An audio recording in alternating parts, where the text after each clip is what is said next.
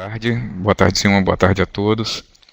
Eu agradeço mais uma vez a oportunidade de estar.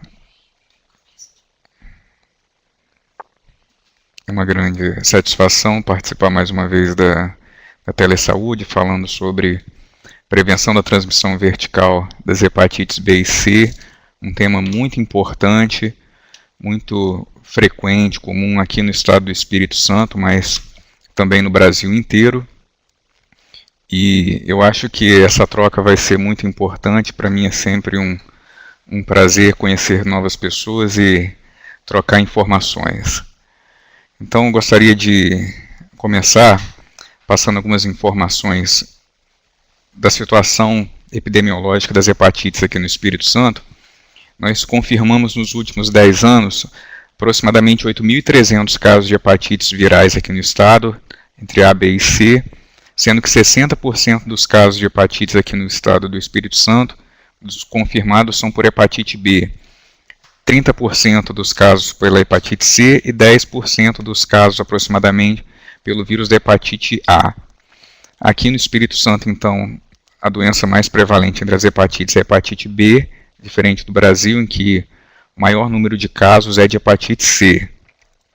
A gente sabe que no mundo, 1 em cada 3 pessoas já entrou em contato com o vírus da hepatite B, anti-HBC reagente. E nós temos entre 350 e 400 milhões de pessoas com infecção crônica pelo vírus B, sendo que metade dessas pessoas contraíram infecção por transmissão vertical, da mãe para o filho, nos países endêmicos. No Brasil, nós estimamos que existam 30 milhões de pessoas que já entraram em contato com o vírus da hepatite B e 2 milhões de pessoas que têm infecção crônica por esse vírus. E no Espírito Santo, nos últimos 10 anos, já foram confirmados quase 5 mil casos de hepatite B nesse período de 10 anos. Uma média aí de 450 casos novos por ano. A gente sabe que a hepatite B é um agravo que cursa com risco maior de complicações. 25 até 40% das pessoas vão ter complicações relacionadas ao quadro inflamatório crônico por esse vírus, e no caso cirrose e câncer de fígado são os desfechos mais temidos e que nós podemos, em princípio, prevenir pelo monitoramento completo e tratamento específico naqueles indivíduos que têm indicação. Nós estimamos que existam 500 mil pessoas que morrem por ano por doença hepática relacionada ao vírus da hepatite B no mundo, em média. No ano de 2013, por exemplo, 2015, mais de 1 milhão de pessoas morreram. No ano anterior, em 2016, 800 mil pessoas morreram por complicações relacionadas à hepatite B, e estima-se que mais de 300 mil pessoas tem um diagnóstico de carcinoma hepatocelular, o câncer primário de fígado, por ano, relacionado à hepatite B. No Brasil, nós temos uma prevalência de 2 a 7% de hepatite B, e aqui no estado do Espírito Santo também nós temos uma prevalência aí uma estimativa de 2 a 7%, o que a gente chama de uma prevalência moderada. E aqui no estado existem alguns bolsões de alta prevalência de hepatite B, que eu vou mostrar. A hepatite B é uma enfermidade, em princípio, do indivíduo jovem, indivíduo de 20 a 34 anos. São os casos registrados, as pessoas estão nessa faixa de idade. Depois acompanhados de perto por casos notificados em pessoas de 35 até 49 anos, e depois uma faixa menor de 50 a 64 anos. Então, é uma doença mais prevalente em pessoas da fase adulta, produtiva, indivíduo jovem, de 20 a 34 anos, e também depois dos 35 a 49 anos, indivíduo com vida produtiva, em princípio com bastante tempo pela frente, e que em princípio não foi contemplado pela vacinação lá na sua infância. A gente sabe então que apesar da alta taxa de casos ignorados nas nossas fichas de notificação, o predomínio da transmissão basicamente é sexual, e contempla essas pessoas com mais de 20 anos que não foram vacinadas para hepatite B logo ao nascer. Essa categoria, então, inclui também pessoas que estão numa fase da vida, né, que é uma fase reprodutiva, em alguns pode ter contato com risco, contato com drogas, então essas são fatores que aumentam a chance de transmissão do vírus da hepatite B, e a gente percebe nesses 6 anos que nós avaliamos aqui a parte do gráfico, em que existe basicamente um padrão de casos novos, né, com a maior faixa de 20 a 34 anos, em segundo lugar dos 35 aos 49 anos, em terceiro lugar de 50 a 64. Então esse padrão aqui se repete e confirmando essa tendência maior de casos em pessoas jovens, né, sexualmente ativas e que, em princípio, têm uma baixa cobertura vacinal para hepatite B. Aqui, em relação aos casos em gestantes, por número absoluto, nós temos casos registrados nos municípios maiores aqui do Espírito Santo, Linhares, Serra, Castelo, Guarapari, Vitória, Cariacica e Vila Velha, locais com uma população um pouco maior, que notificaram e confirmaram mais casos de hepatite B em gestante nessa série histórica, né, de 85 até 2013. E a taxa de detecção de hepatite B em gestante por 1.000 nascidos vivos no ano de 2013 foi maior, né, no município de Rio Bananal, em Castelo, São Roque do Canaã, Vila Valério, Baixo Guandu e Governador Lindenberg. Então, por número de casos, os casos são mais concentrados aqui nos municípios maiores, na região litorânea, incluindo Castelo.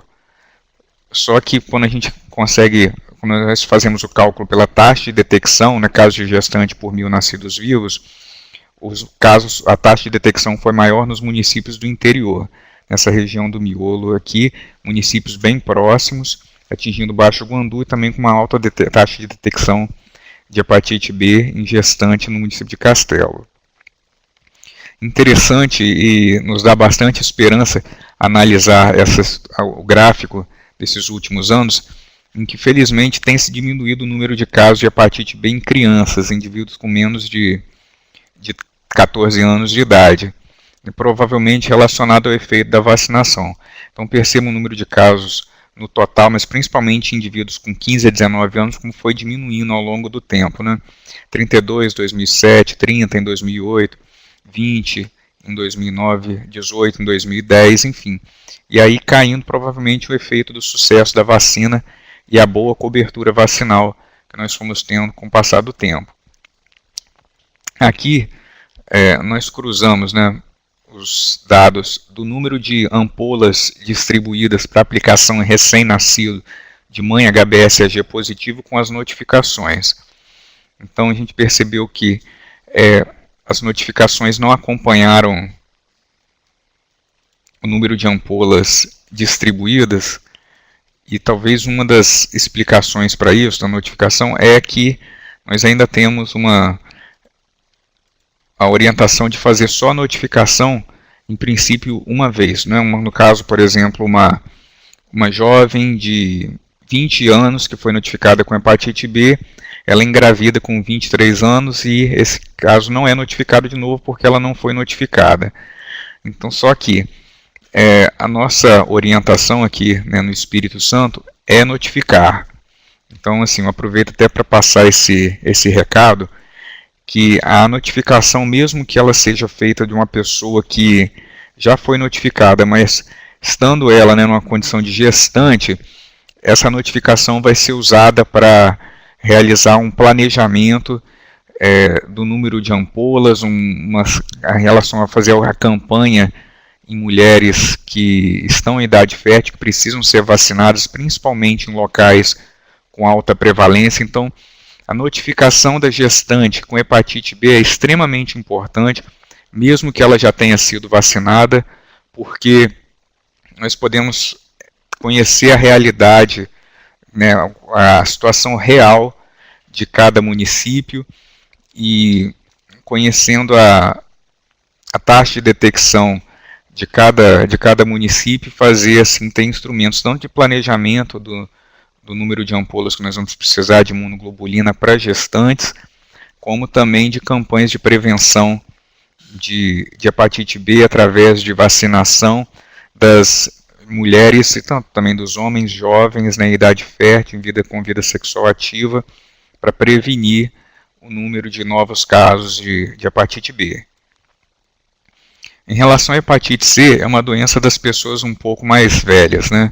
Não na faixa de 20 a 35 anos, mas dos 40 anos para cima. Então, a gente percebe nesse gráfico em barras, né, do boletim do Ministério da Saúde, em que o maior número de casos é sim com pessoas com mais de 40 anos de idade. Então, aumentando o número a partir de 40 anos, aí atingindo o máximo com 54 anos, depois reduzindo o número de casos confirmados a partir de 54 anos.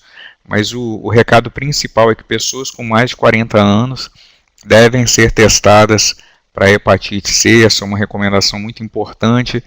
Então, da mesma forma em que se faz a investigação, o monitoramento com o exame preventivo ginecológico em mulheres, o exame da próstata nos homens, é importante lembrar que pessoas com mais de 40 anos devem ser testadas para hepatite C, por estarem numa faixa de idade com risco maior de ter a doença, já que a hepatite C é uma doença silenciosa. Muitas vezes não manifesta sintomas, só apresentando sinais já numa fase mais avançada. Então, após o contato com o vírus da hepatite C, 80% das pessoas persistem com o vírus multiplicando-se nas suas células hepáticas. E só 20% conseguem clarear, então ter cura espontânea. Por isso que é importante nós fazermos o diagnóstico precoce e evitar com que essas pessoas, né, que aproximadamente 30% desses indivíduos com infecção crônica vão progredir para cirrose e câncer de fígado. Aqui no estado foram notificados aí de 99 até 2013 aproximadamente 2.800 casos, e uma das questões mais importantes também em relação ao processo de notificação é que, para que seja confirmado um caso de hepatite C por critérios do SINAM, nós precisamos ter o anti-HCV reagente e o HCV-RNA, né, a carga viral também reagente, também detectável. E por a hepatite ser uma doença que depende de marcadores e pode demorar um pouco de tempo para fechar o caso, algumas pessoas se esquecem de voltar ao SINAM para encerrar o caso, incluir o resultado do HCV-RNA. Então a gente percebe que, fazendo o cálculo de 2.800 casos aproximadamente notificados nesse período de 15 anos, a gente esperaria aproximadamente 2.200 casos confirmados, mas a nossa qualidade de notificação, a nossa notificação mostrou como caso confirmado por critério do SINAM menos de 1.000 casos. Então nós tivemos uma perda aí de mais de 200%. Aliás, mais de 100%. Então, uma das recomendações mais importantes é acompanhar a ficha com cuidado, passar e assim fechar, encerrar o caso com o resultado da carga viral inserida no SINAM, para que nós tenhamos uma estimativa verdadeira do número de casos de hepatite C aqui no estado.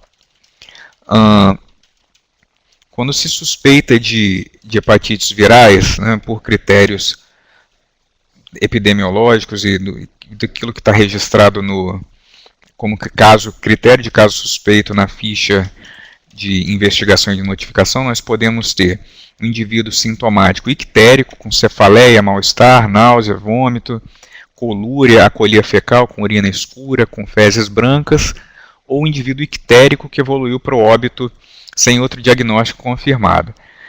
Ou nós podemos suspeitar de hepatites virais no indivíduo sem icterícia, mas com cefaleia, mal-estar, náuseas, vômitos, colúria, acolia fecal e transaminases elevadas. Esse é um indivíduo com sintomas.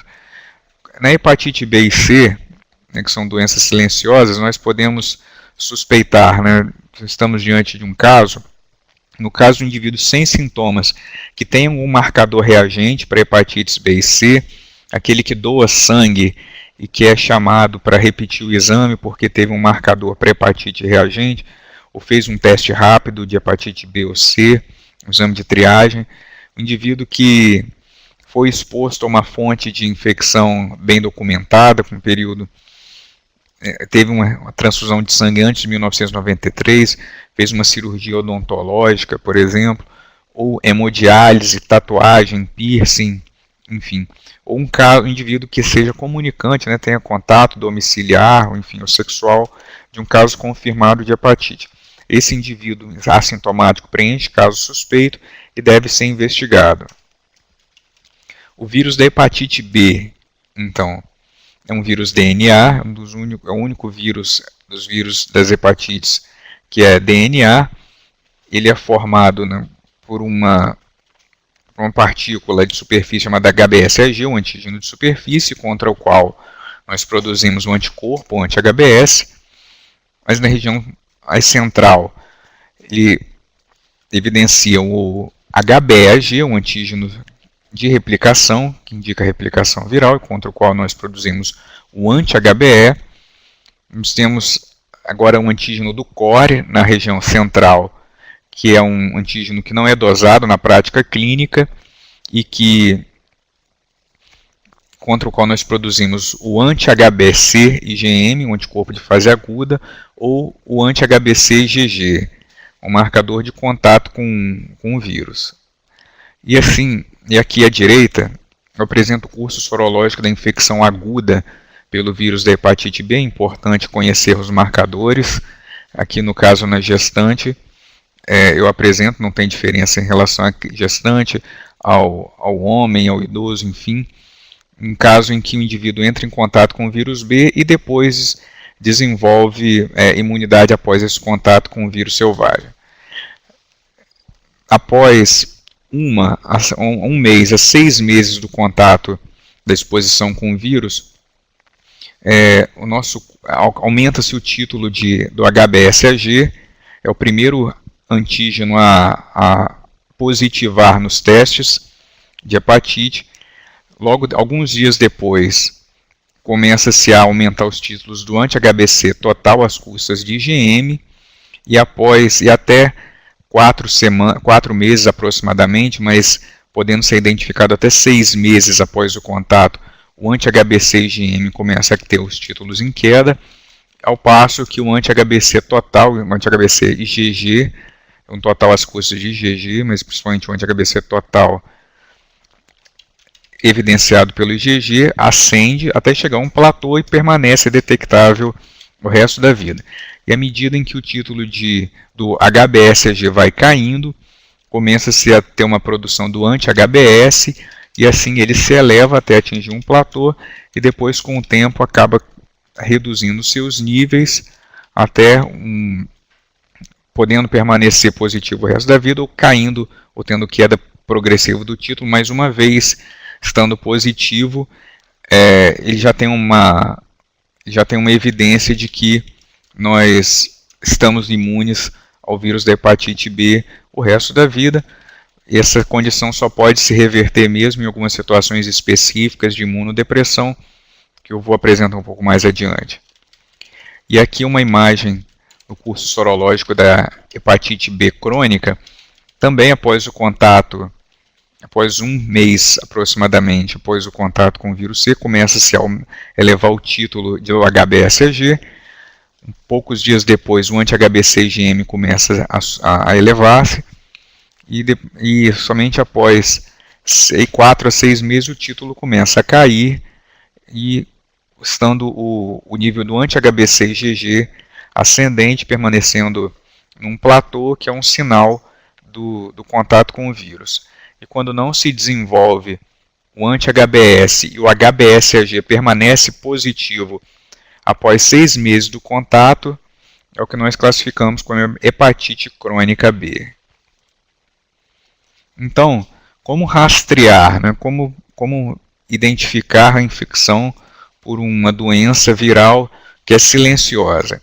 E quando nós podemos investigar a hepatite B em gestante, no indivíduo jovem, adulto, enfim, através do fluxograma distribuído, né, nos últimos 2 anos pelo Ministério da Saúde, pelo Manual Diagnóstico, e que nós podemos investigar a partir de teste rápido. Teste rápido é um teste barato, que leva 30 minutos só para ficar pronto, e de alta sensibilidade. Ele é colhido através de uma punção digital, em que a amostra do sangue é colocada numa poça do teste, eu vou mostrar adiante também, e quando o teste é considerado válido, o resultado então é assim, reagente, ele deve ser encaminhado para fazer testes confirmatórios. Se o teste é válido e o resultado não for reagente, a amostra não é reagente para HBsAg, para hepatite B, então esse indivíduo deve ser orientado, deve-se fazer o aconselhamento de modos de transmissão, enfim, usar preservativo, ser vacinado, se não foi vacinado ainda. Agora, o fluxograma 3, que é um fluxo de diagnóstico por testes sorológicos HBsAg e o anti-HBC, ele passa por esse fluxo, por esses passos da coleta da amostra do sangue do indivíduo que quer ser testado, enfim, que está sendo investigado, o sangue é colocado na poça. Se o resultado for reagente, ele vai fazer o anti-HBC total, e com o anti-HBC total na mão nós podemos classificar. Se ele for reagente, sim, é uma amostra reagente, provavelmente aqui vai se tratar de um caso de hepatite B crônica no indivíduo assintomático, né?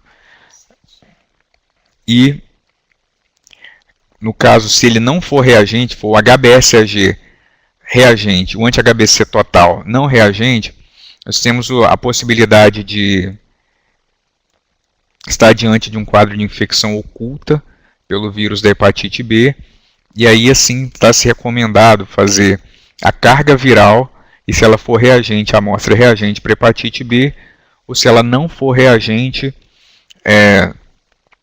provavelmente se trata ou de uma infecção logo na fase final do quadro agudo, em que, ou melhor, desculpa, quando na fase inicial da doença, em que o anti-HBC IgM ainda não conseguiu positivar, então só tem o HBsAg positivo, a gente não tem carga viral detectável ainda, ou então se tratar, no caso da hepatite oculta, que é confirmada aqui pelo quadro, pela evidência de carga viral HBV-DNA detectável. Então, uma outra forma em que a gente avalia cenários possíveis para classificar um caso a partir dos resultados de marcadores são aqui o HBsAg com anti-HBC total positivo, em que após a realização do anti-HBC IgM, se ele for negativo, se trata claramente de uma infecção crônica, ou se o anti-HBC IgM for positivo, uma infecção aguda, esse indivíduo deve ser acompanhado e repetir as sorologias em 6 meses para avaliar se ele cronificou ou se ele clareou o vírus e desenvolveu imunidade após o contato com o vírus da hepatite B. Se ele vai positivar o anti-HBS, vai ficar acima de 10. Um outro cenário comum na prática, a partir de resultados de marcadores para realizar a interpretação, é um quadro em que nós temos o HBsAg negativo e o anti-HBC total positivo. Então, nesse cenário, nós temos um indivíduo que entrou em contato com o vírus da hepatite B e ele tem um antígeno de superfície negativo. O anti-HBS, então, vai ser solicitado, e caso ele seja maior que 10, ele já teve um contato com o vírus e tem imunidade após o contato. Se o anti-HBS for negativo, e nós fizermos aqui o anti-HBC IgM e for reagente, significa que ele está lá na fase final da doença aguda, ele já perdeu o HBsAg, o anti-HBS não positivou ainda, e ele está ainda com títulos de anti-HBC IgM positivo, configurando uma infecção aguda. Agora, aquele cenário anterior, no caso da hepatite oculta, é o que nós podemos observar nesse cenário, que o HBsAg é negativo, o anti-HBC total é positivo, o anti-HBs é negativo e o anti-HBC-IgM é negativo. Então ele não tem doença aguda, ele não está imune, ele não tem doença aguda, o anti-HBC-IgM é negativo. Ele não tem imunidade, o anti-HBs dele é negativo. O antígeno de superfície dele é negativo, então existe essa possibilidade. E ele tem uma carga viral detectável, é o que nós chamamos de hepatite oculta. O outro cenário, na verdade, que é até mais comum que a hepatite oculta, é aquele indivíduo que é anti-HBC total positivo, HBsAg total, HBsAg negativo e anti-HBs negativo. Mas então, assim, como que a gente consegue classificar? Uma das situações mais prováveis é que ele entrou em contato com o vírus há muito tempo, o título de anticorpos caiu até níveis indetectáveis e por isso ele tem um anti-HBs não reator. Então a proposta é fazer uma dose de vacina, que é um booster, um reforço, e aí sim ele reativa essa memória imunológica e positiva o anti-HBs, configurando-se uma imunidade pós-contato, em que houve uma perda do anti-HBs pelo tempo elevado, pelo grande tempo, né, que passou após esse contato, atingindo níveis baixos de anti-HBs. Então, HBsAg negativo, anti-HBC total positivo com anti-S indetectável, menor que 10, a proposta é fazer uma dose de vacina e 1 a 2 meses depois dosar o anti-HBs e assim a gente, na verdade, consegue positivar esse título. E aí sim, esse caso não precisa ser encaminhado para serviço de atendimento especializado. Isso aqui a gente consegue resolver sozinho. Os casos aqui de hepatite B aguda, na infecção aguda, em princípio podem ser acompanhados em unidade de saúde, no indivíduo assintomático. Quadros graves, né, para evolução de encefalopatia hepática, enfim, devem ser monitorados e acompanhados em unidade de referência. Aqui outro caso que pode ser acompanhado pela equipe da atenção primária é um HBsAg negativo e um anti-HBC total negativo, que sinaliza um indivíduo suscetível. Ele deve ser encaminhado para vacinação, com as 3 doses de vacina contra hepatite B e orientado. E aqui um outro cenário, aqui menos comum, é um indivíduo com HBsAg positivo e um anti-HBC total negativo, que representam ou um falso positivo. Esse exame vai ser repetido, deve ser repetido um mês depois, de preferência em outro laboratório, ou ele está bem naquela fase inicial da doença, em que só tem um marcador positivo, que é o HBsAg, e se a gente repetir esse exame um mês depois, esse título de anti-HBC, IgM ou IgG já está subindo, e aí a gente tem a confirmação de um quadro de infecção aguda, né, pelo vírus da hepatite B. O mais importante, né, após um primeiro atendimento da gestante, é fazer um rastreamento da hepatite B. Então, na primeira consulta, no primeiro trimestre, ela deve fazer sorologia, o teste rápido do HIV, a sorologia HBsAg ou o teste rápido, e o VDRL, o teste rápido da sífilis. No terceiro trimestre, deve ser repetida a sorologia, o teste rápido da hepatite B ou do HIV, e na admissão da maternidade também fazer o teste rápido para HIV, o VDRL, e nós disponibilizamos o teste rápido também em todas as maternidades aqui do estado do Espírito Santo, por ser uma área endêmica que tem mais hepatite B do que hepatite C. Nós aproveitamos a oportunidade para fazer o teste rápido da hepatite B. E o Ministério também incluiu no protocolo de transmissão vertical de 2015 que gestantes que não foram avaliadas durante o pré-natal para infecção, elas devem realizar a pesquisa do HBsAg por teste rápido ou por sorologia no momento da admissão hospitalar, né, para o parto. E pode ser feito por sorologia ou por teste rápido.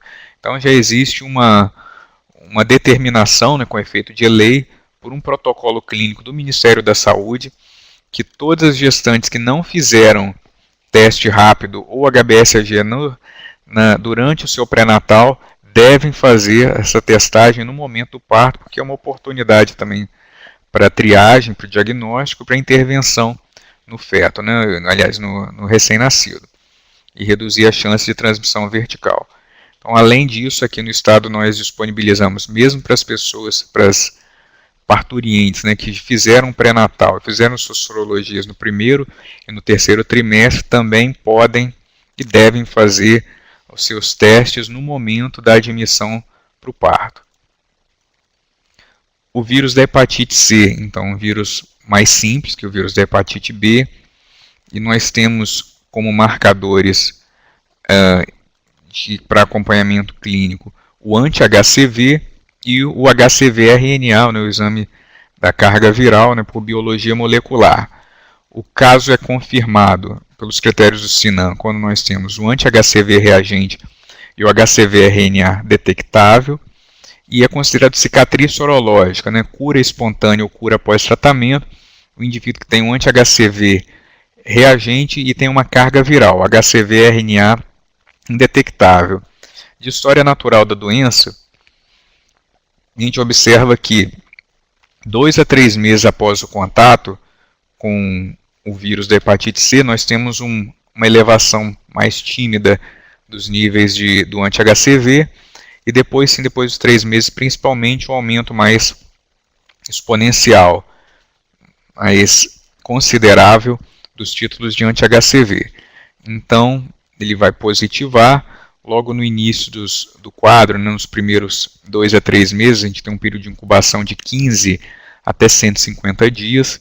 Nesse período, o indivíduo pode desenvolver sintomas, ele é altamente transmissor da doença, tem carga viral elevada, e o título de transaminase aumenta bastante na fase aguda, e depois dos 6 meses após o contato com o vírus, ele tem essas oscilações de nível de transaminases que nos fazem acompanhar, que nos orientam a fazer um acompanhamento cada vez mais cuidadoso do quadro do indivíduo, desse paciente, com infecção crônica pelo vírus da hepatite C, e a partir do estadiamento da classificação, indicar o tratamento ou não.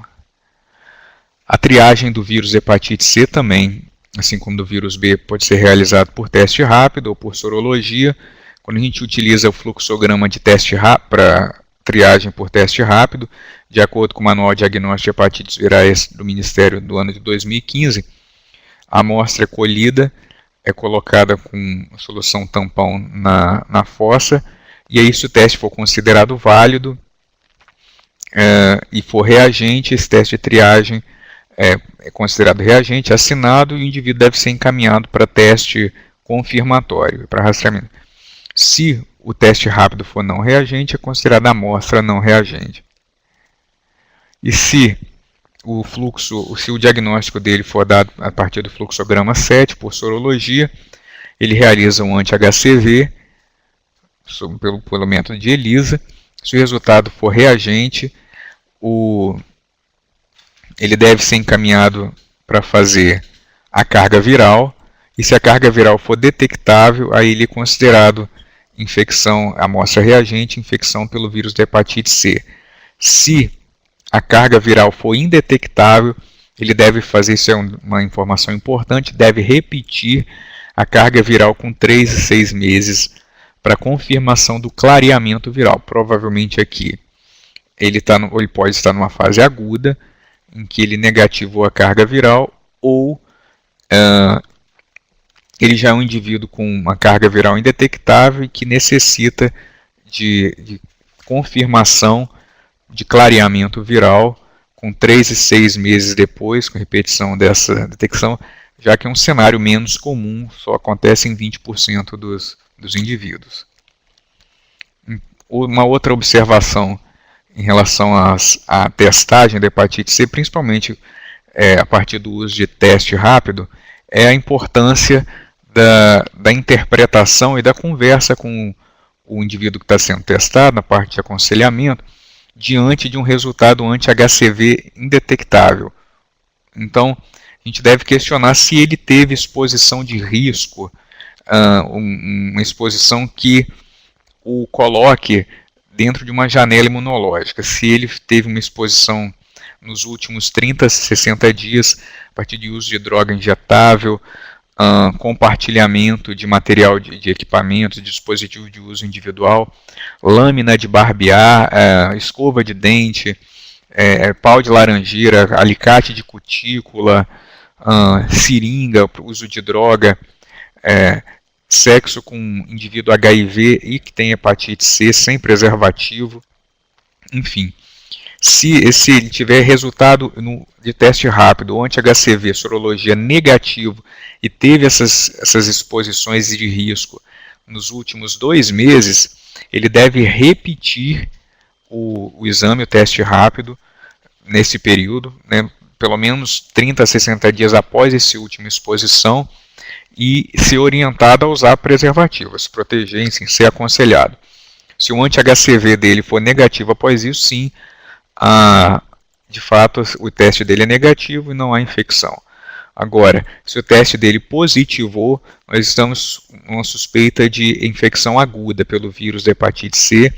Ele deve ser encaminhado para um serviço de atendimento especializado para ser acompanhado, em que ele tem um exame um exame prévio negativo, ainda dentro da janela de exposição, e depois positivou o anti-HCV. Então esse acompanhamento deve ser feito num serviço de atendimento especializado, monitorado e tratado, porque com o tratamento específico da infecção aguda, a chance dele de clarear, né, de negativar a carga viral da hepatite C, que era de 20%, sem intervenção, sem tratamento específico, vai passar a 80% com o tratamento específico. Então, lembrando, assim, uma informação bem importante é que teste rápido é exame de triagem e não é diagnóstico. Então, após um exame de triagem, ele deve ser encaminhado para fazer o teste confirmatório, o imunissaio, o anti-HCV, e caso esse exame seja positivo, aí sim fazer a carga viral da hepatite C. Outro marcador, né, outro exame que deve ser feito no indivíduo com hepatite C, além da carga viral, é a genotipagem para definir o tratamento específico, né, guiado por genótipo do indivíduo com hepatite C que tem indicação. Só que a genotipagem deve ser solicitada apenas para pacientes com indicação de tratamento. Essa é a ficha de notificação das hepatites virais, uma ficha que está sendo revista e que é importante, tem bastante campos para nos informar em relação às formas de contágio, dados gerais do paciente, o local que notifica, né, os campos de notificação de informação de dados do indivíduo, se é gestante sim ou não, aqui no nosso caso, mais importante a parte de gestante, o local, né, o indivíduo, o endereço de residência, enfim, os dados complementares do caso de antecedentes epidemiológicos, os comunicantes, é muito importante lembrarmos de colocar todas as informações em relação aos comunicantes no campo 41, o local de exposição, que tipo de dispositivo está associado a uma possível forma de transmissão, os resultados dos marcadores sorológicos ou de biologia molecular, que no caso da hepatite C, e depois nós fazemos a classificação final, definimos a forma clínica e o agente etiológico.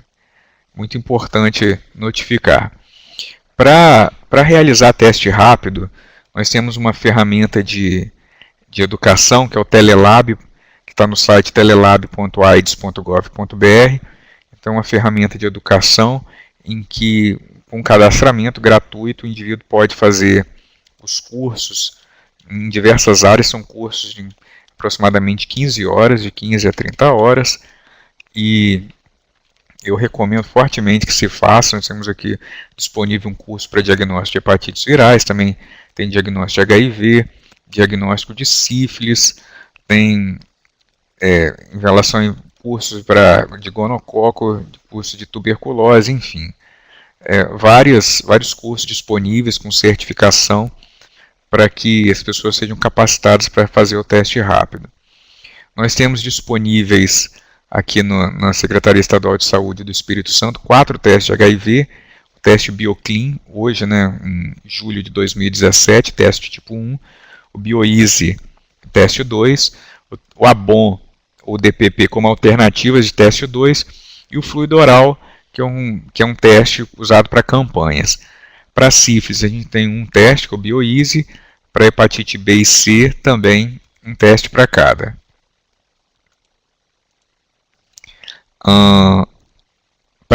No caso de testes rápidos, uma das informações mais importantes é avaliar primeiro se ele é válido ou se ele não é válido.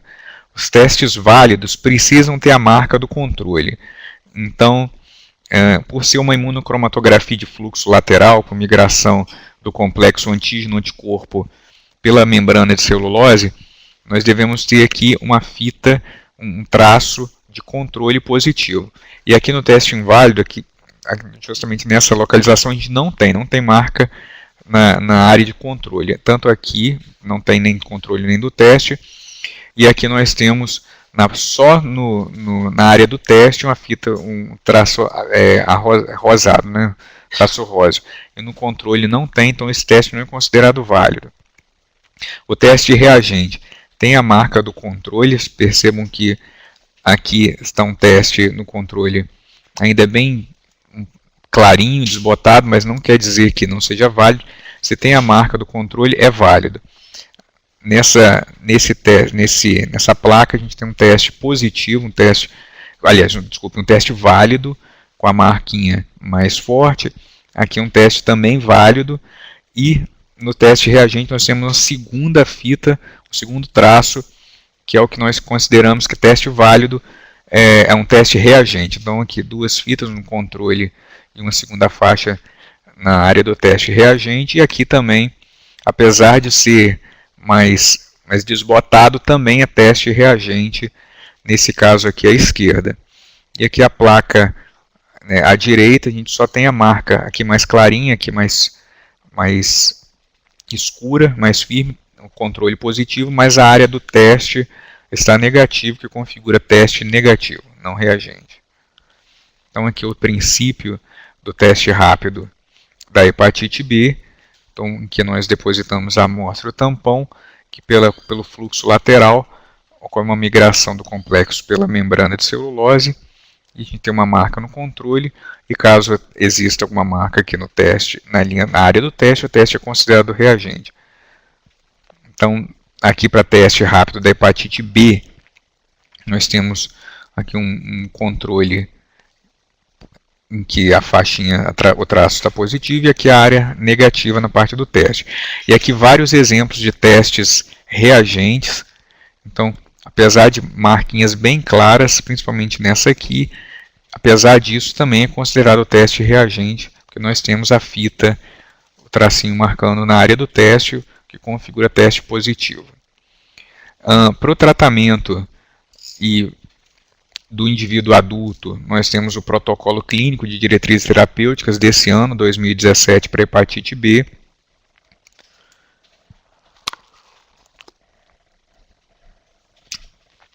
Nós precisamos entender assim, a história natural da doença, que após o contato, nós temos uma fase de imunotolerância com carga viral elevada e transaminases normais, que não existe agressão hepatocelular. Depois passa por uma fase imunorreativa, com atividade necroinflamatória, aumento de transaminases, em alguns momentos sintomas, o quadro de portador inativo com carga viral baixa e transaminases normais, até chegar numa fase de reativação, de inflamação do fígado, que cursa com aumento de transaminases e aumento da carga viral. E no cenário em que ocorre a negativação do HBS, aqui o indivíduo evolui com evolui já para um cenário de imunidade após o contato. O indivíduo adulto deve ser acompanhado, adulto e criança, enfim, com hepatite crônica, deve ser acompanhado pelo menos 4 vezes por ano. Ele deve fazer os testes, a sorologia para hepatite A e ser vacinado. Se ele for suscetível, ele deve ser orientado em relação à relação sexual, usar preservativos, enfim, evitar o uso de droga injetável, não compartilhar dispositivos que permitam contato com sangue, evitar o uso de álcool e também orientar os contactos domiciliares e vaciná-los se forem suscetíveis.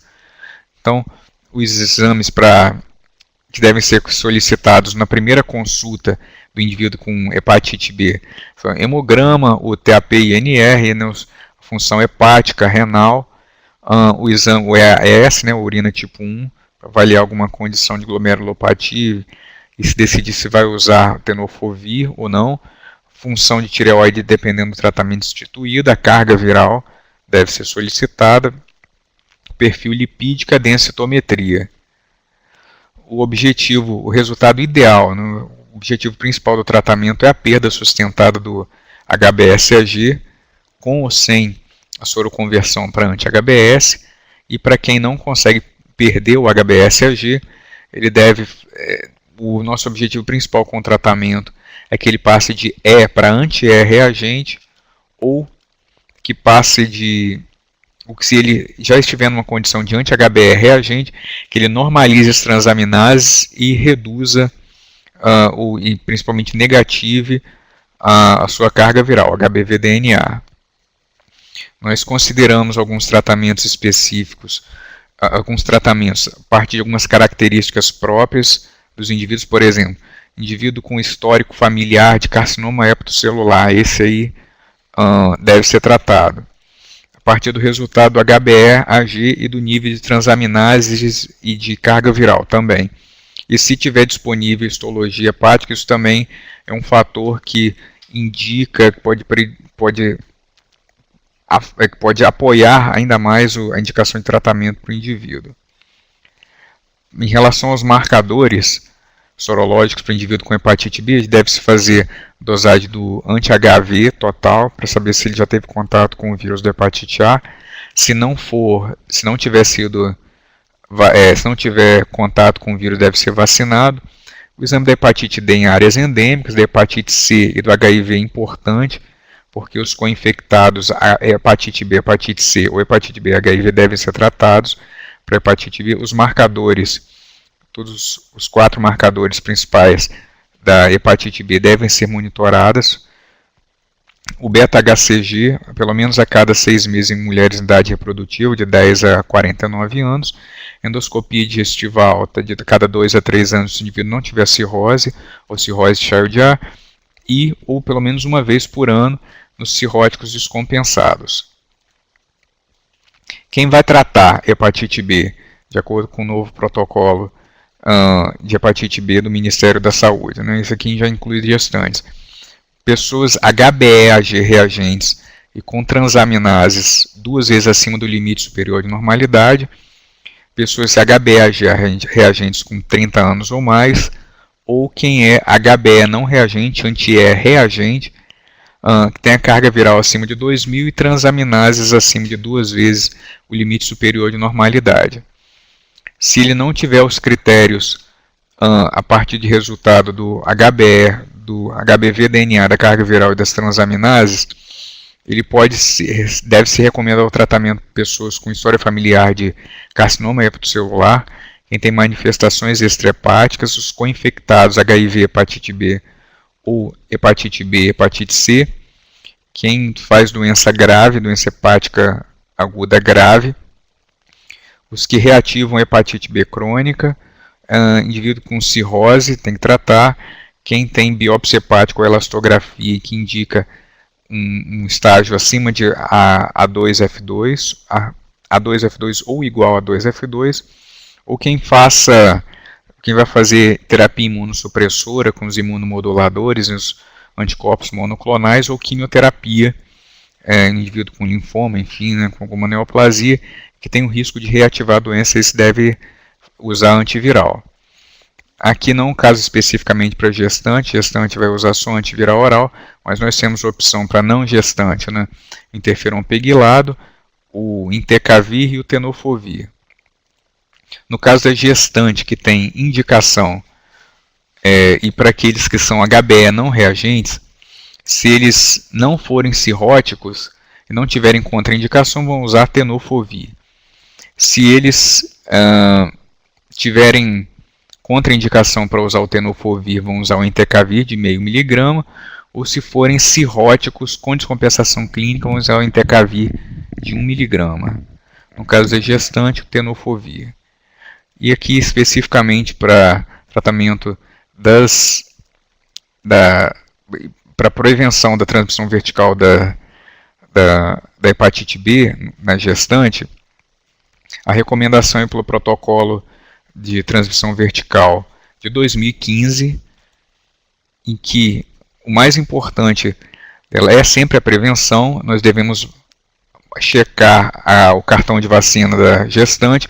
Se ela tiver a vacinação completa, a gente não revacina as 3 doses, só colhe os marcadores sorológicos. Se tiver incompleta, tomou uma dose, vai tomar a segunda e a terceira dose. Se ela tiver tomado 2 doses, vai tomar a terceira, só completa, não reinicia o esquema e colhe os marcadores. Se ela não souber, a gente colhe os marcadores e vacina. Sempre oportunidade para vacinar.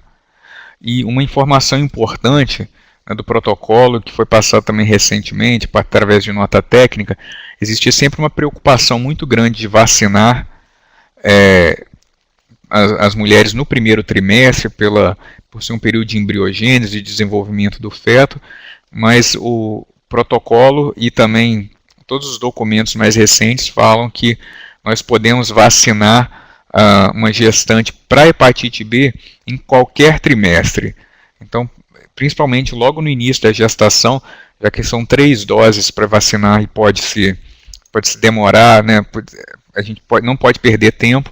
Nós devemos vacinar a pessoa na primeira oportunidade. Então, em qualquer trimestre, inclusive no primeiro.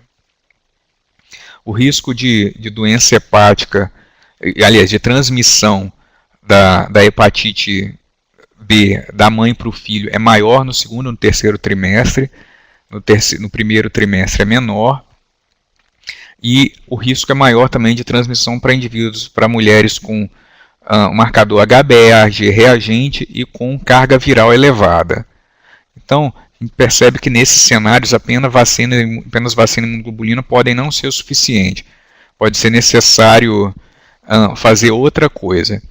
Então, o que deve ser recomendado para gestante, que deve se monitorar, é o status sorológico, são os marcadores. Para a mulher que for HBsAg reagente, HBe não reagente, ela vai fazer uma carga viral na primeira consulta, no primeiro trimestre, e vai repetir a carga viral HBsAg, o HBV-DNA, na 28ª semana de gestação, do segundo para o terceiro trimestre. E se ela for HBeAg reagente, não precisa fazer carga viral.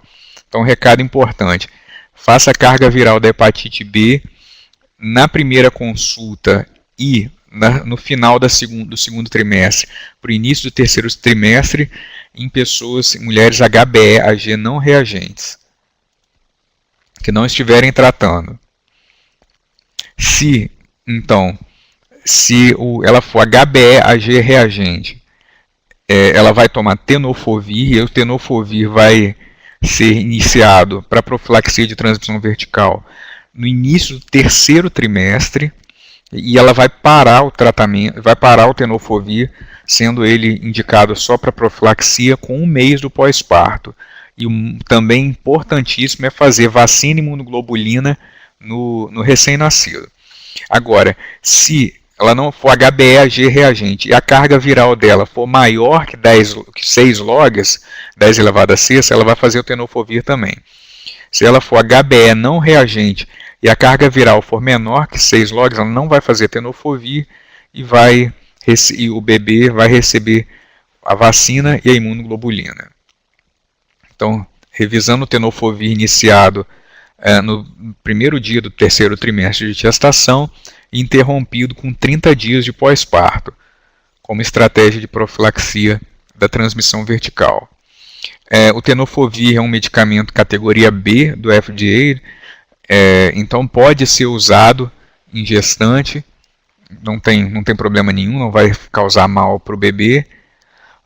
Tenofovir e aleitamento materno. A mulher que estiver usando tenofovir pode dar de mamar, não tem problema.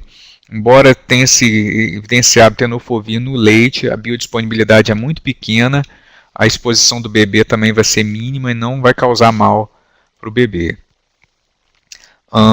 Transmissão do vírus B e aleitamento materno. Se não for indicado tenofovir para a mãe, ela também pode amamentar, não precisa, como HIV, restringir a amamentação. O risco de transmissão pelo leite materno é muito pequeno, os benefícios são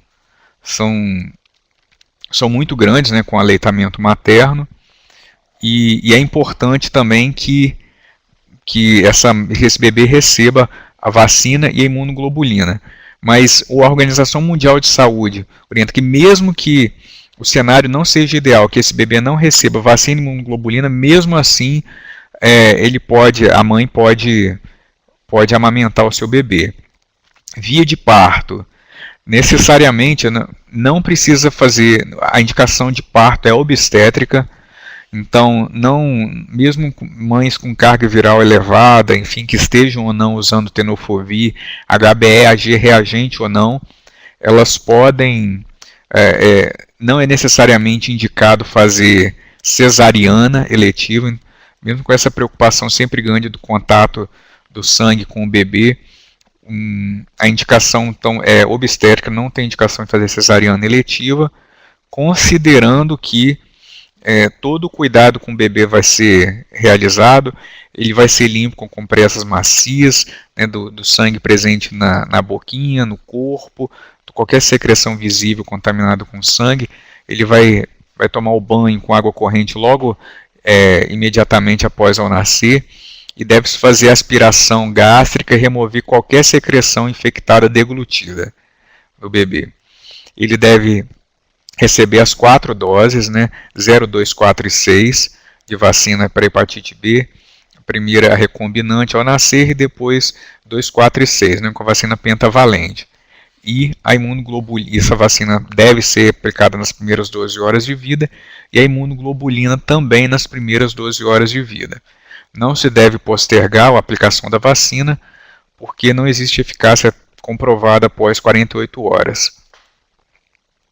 Esse bebê deve ser acompanhado numa unidade de infectologia pediátrica e para avaliar a repercussão, né, dessas intervenções, né, a aplicação da vacina, imunoglobulina, o uso do antiviral em caso de necessidade, e ele deve fazer o HBS e o anti-HBS entre 9 e 18 meses da última dose da vacina, da hepatite B, da terceira dose, que é aplicada com 6 meses de vida. Então, com 5 até 24 meses de vida, ele deve fazer essa dosagem do HBS e do anti-HBS e fazer esse monitoramento. Então, as crianças que tiverem 1 a 2 meses após a última dose da vacina da hepatite B, o resultado anti-HBS positivo, ou seja, acima de 10, é considerado criança imunizada e com resposta à vacina. Se ela tiver um resultado menor que 10, ela deve tomar mais uma série de vacina contra hepatite B, de 3 doses, e repetir o anti-HBS 1 a 2 meses depois da última dose da vacina. Então, se continuar negativo, ele não é respondedor, isso ocorre em menos de 5% dos casos. Da hepatite C, o que é recomendado é que essa jovem, né, essa gestante, né, ela, na verdade, ela tenha monitorado e tratado antes de engravidar, pela nossa taxa de resposta, nós temos mais de 90% de clareamento, né, de cura com os tratamentos com drogas de ação direta, que hoje são usados para tratamento da hepatite C. Então, recomendado é rastrear, monitorar e tratar antes de engravidar. Se durante o tratamento a mulher engravidar, ela tem que parar o tratamento, porque os medicamentos são teratogênicos, e aquela mulher que tratou, ou se o marido tiver hepatite C, esse casal, né, no caso, só deve engravidar. O marido que tem hepatite C e que tratou só deve programar a gestação para 6 meses depois do tratamento. Da mesma forma, a mulher, se ela tiver hepatite C e tratou, também só deve engravidar 6 meses depois do tratamento. Condições que aumentam a chance de transmitir o vírus, no caso de uma mulher com hepatite C, se ela tiver também HIV, for usuária de drogas, tiver alto título de HCV-RNA, o genótipo não interfere no resultado, a via de parto também não, pode ser por parto normal ou cesariana, e não há contraindicação de aleitamento materno. Mãe com hepatite C pode amamentar o seu filho, e contanto que não existam fissuras, né, ou sangramentos no mamilo. Então, se não tiver fissura ou não tiver sangramento no mamilo, pode amamentar sem problema. A gente não deve fazer anti-HCV na rotina do pré-natal, pedir de rotina, porque não existe intervenção específica, e a criança exposta deve ser acompanhada também no serviço de infectopediatria, e deve-se dosar a carga viral em 2 ocasiões, com intervalo de pelo menos 3 meses no primeiro ano de vida, como estratégia para avaliar se ela contraiu a infecção por via vertical, ou fazer o anti-HCV com 18 meses de vida. Então, de recado, principalmente aqui para a hepatite B, que a vacinação da hepatite B está universalizada, todas as pessoas têm direito. A vacinação para hepatite B na grávida pode ser feita em qualquer fase, fase da gestação, primeiro, segundo ou terceiro trimestre. É importante fazer o diagnóstico, fazer a testagem na gravidez e também na maternidade, e aplicar a vacina e a imunoglobulina no bebê assim que ele nasce, de preferência nas primeiras 12 horas de vida.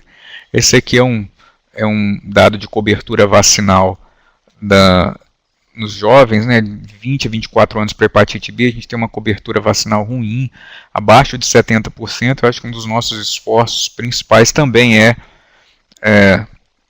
incentivar essas pessoas a se vacinarem, protegerem, enfim, porque isso é muito importante para prevenir a transmissão da doença, né, no nosso estado, no nosso país. Aqui no Espírito Santo nós temos 27 serviços de atendimento especializado. Enfim, no site tanto da Secretaria Estadual de Saúde do Espírito Santo quanto do Ministério da Saúde, nós temos os endereços.